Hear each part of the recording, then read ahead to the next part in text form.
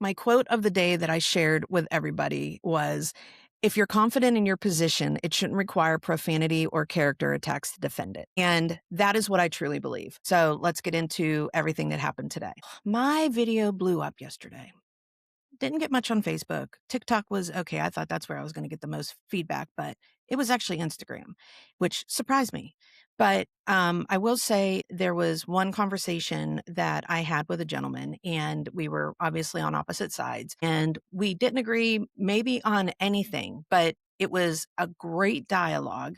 I think he talked about everything that everybody is thinking about. And I really appreciated that because we could discuss it, and we discussed it in a way that was not volatile. So I wanted to do this because I wanted to share these things and share my point of view about these, because I think that these are questions that a lot of people on the left have regarding things that are happening today. So I wrote everything down. So if I look down, that's why. So let's talk about immigration, because that is what started the whole conversation. I do not have a problem with legal immigrants. Not at all. If you come into this country the right way, that's great. You deserve to be here.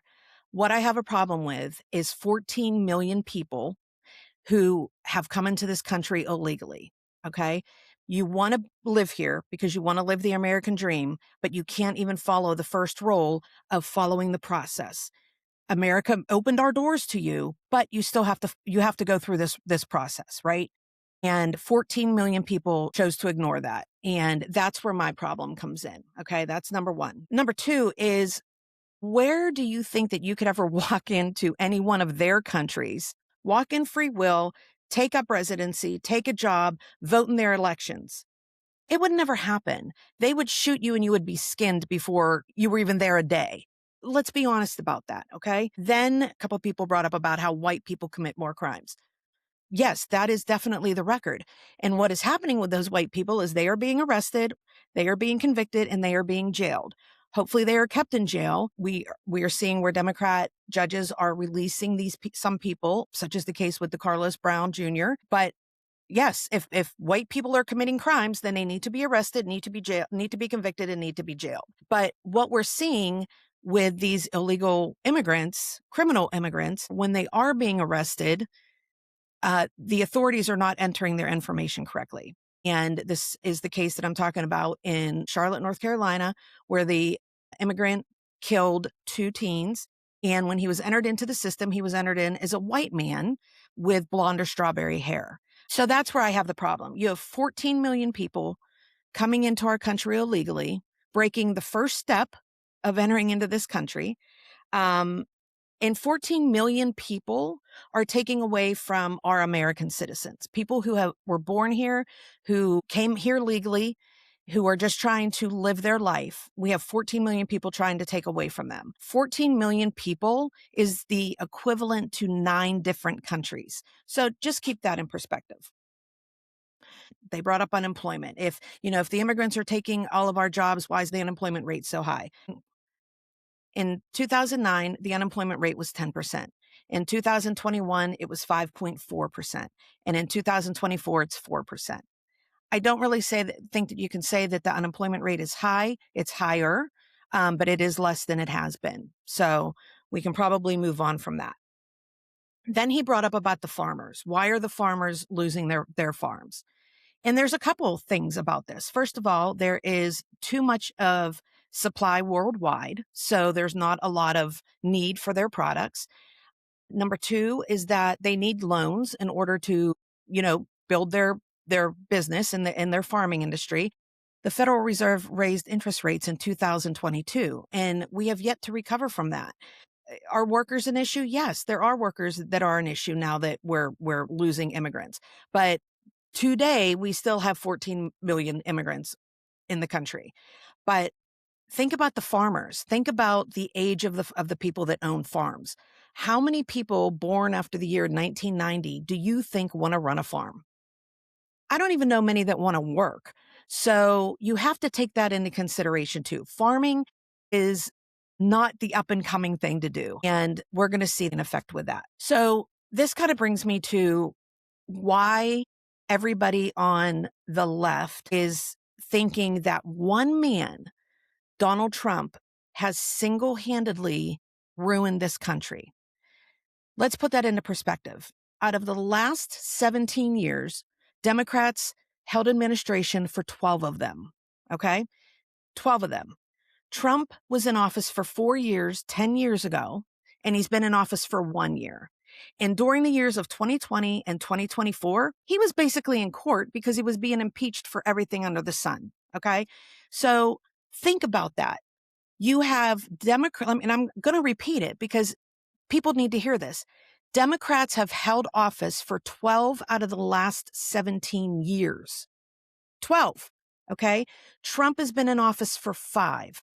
If you think it's possible for one man to single-handedly ruin a country in that amount of time, you are crazy. One of the things that this gentleman said to me, he goes, well, why didn't we hear about farmers back in 2009? Why weren't they crying?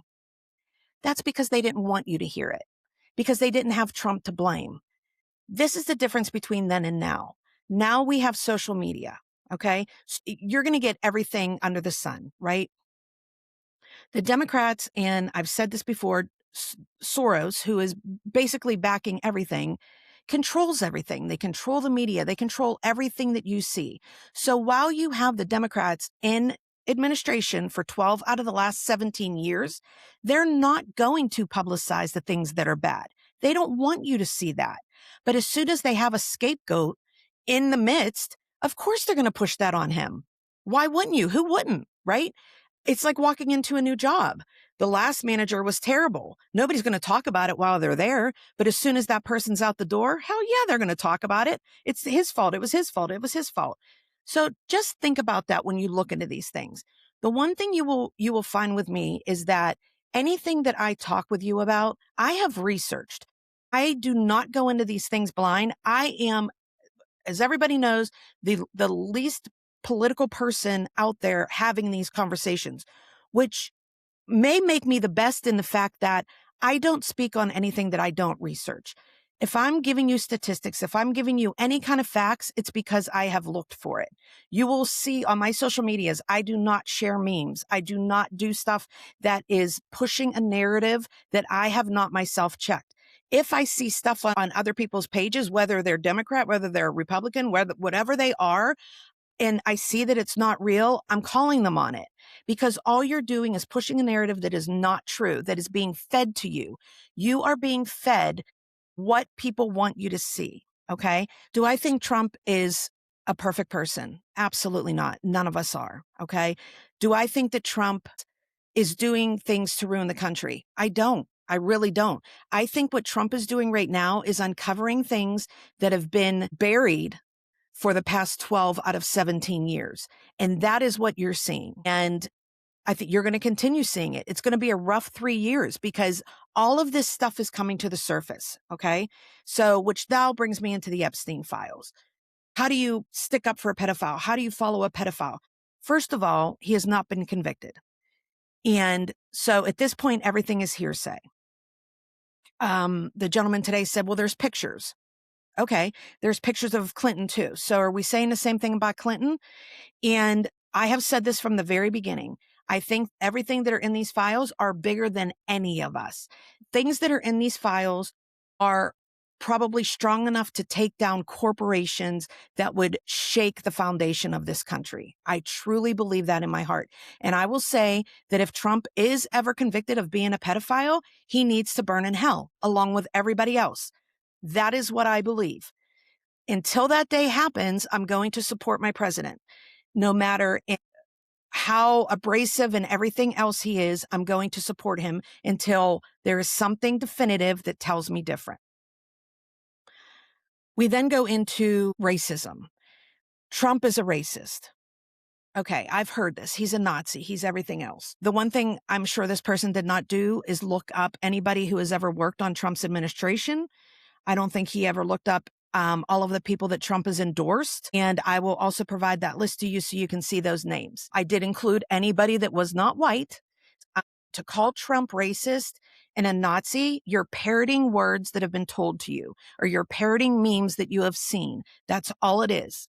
So until you know for sure, you have to ask yourself, would you want anybody saying these things about you? Because that is essentially what this is. It is hearsay. Someone is telling you what they want you to believe. You are repeating it, and then so are others. That's all this is. Let's move on from that. Then he brought up about his personality. Again, coming into the racism and, he's flipping off the Ford worker and all of this stuff. Trump is a human person that is literally trying to be taken down by his own country. Okay. Is he wrong in some of the things that he does? Yes, he is. Should a leader do some of the things that he does? No, they shouldn't. But the one thing that I will say is, even though he rubs me the wrong way sometimes, I respect the fact that he is human enough to say what he's thinking. For me, because I'm that type of person, that makes me feel better because I know what he's thinking, right? We don't know what goes on behind closed doors, which kind of leads into the next thing, is that he said that he wants his people to yes or this, yes or this, yes or this, and just do anything that he tells them to do. That is not true. And I've talked about this before. I've had the opportunity to be in, I think, 3 different events with Trump where there has not been allowed to be phones or media or anything like that, where he has been able to talk openly and candidly.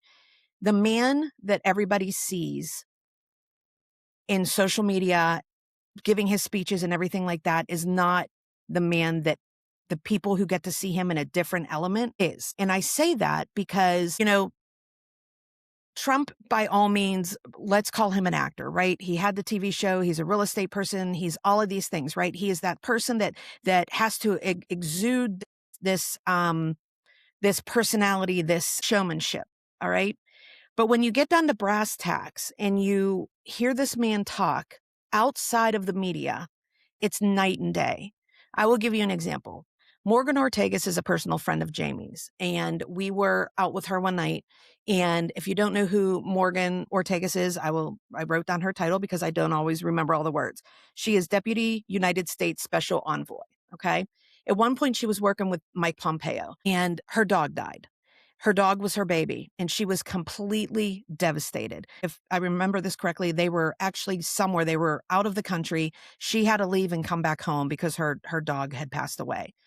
Totally devastated. It was probably, she said, around 10 o'clock at night. One night her phone rang, and it was the White House. And she picked up the phone and she said, "Hi, Mr. President, how can I help you?" And it was Trump. And he said, "How are you doing?" And she said, "What do you mean, how am I doing?" And he goes, "Well, I heard your dog died." And she said she almost fell off her chair because the president of the United States is calling her, asking her how she is since her dog died. They talked for 15 minutes about nothing other than her dog. That is the type of person that Trump is. Now, I know this is hearsay and my personal opinion from what I've seen. When I saw Trump speak, it blew me away. I didn't know what to expect. I only saw the person on TV. It blew me to tears, I'll be honest with you, because the amount of love that man has for this country is, you can feel it when you're in a room with him. You can feel it when he talks about his country. We were at the RNC, the same thing. You can feel it. And that is what people don't get to see. And it actually breaks my heart that people don't get to see that, because I think that would make people realize the type of person that he really truly is. And the only thing that I can say to that is, there's 2 videos that, if you don't believe what I say or you think I'm full of shit, there's 2 videos that I want you to watch. One is of Glenn Beck, who was strongly opposed Trump back in the 2020 election and was not quiet about it. So I'll put the link, watch the video of Glenn Beck. And then the other one is Bill Maher. Bill Maher is a practical moderate liberal. Okay. He went and visited Trump at the White House.